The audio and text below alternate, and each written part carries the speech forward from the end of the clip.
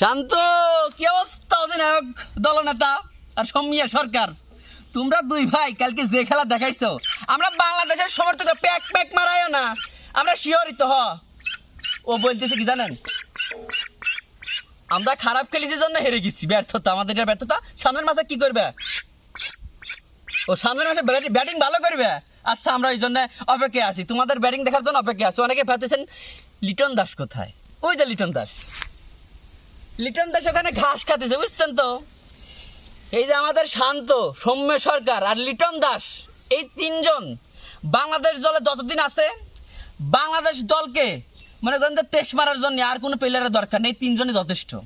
আর আমি একটা জিনিস বুঝি না, যেখানে আমাদের শান্তর মতো অধিনায়ক আছে, সৌম্য সরকারের মতো একজন ব্যাটার আছে, আর লিটন দাস আছে, সেখানে মনে করেন যে কিসের জন্য বাংলাদেশ মানে পৃথিবীর সেরা ব্যাটসম্যানরা হয়ে উঠতে পারে?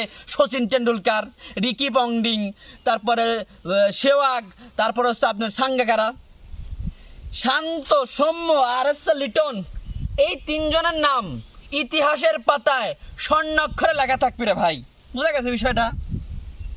এই তিনটেরে কোনো মতো জাদু ঘরে রাখা যায় না। না, তুমি কি বলো বলো, দর্শকদের বলো, কি বলতে চাও?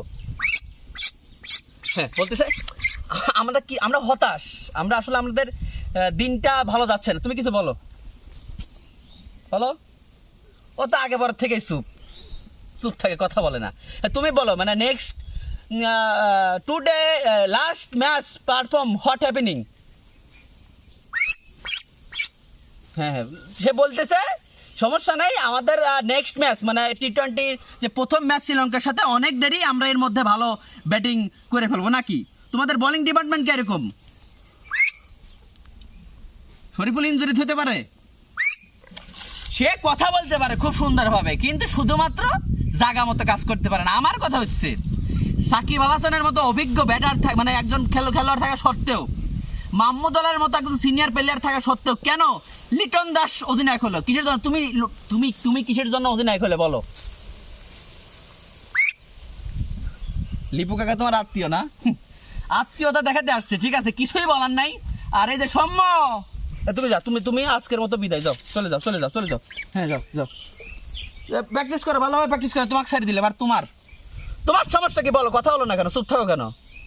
ও আগে পরে থেকেই চুপ, তোমাকে সাইড দিলাম, ব্যাটিং প্র্যাকটিস করবে, যাও। চলে যাও।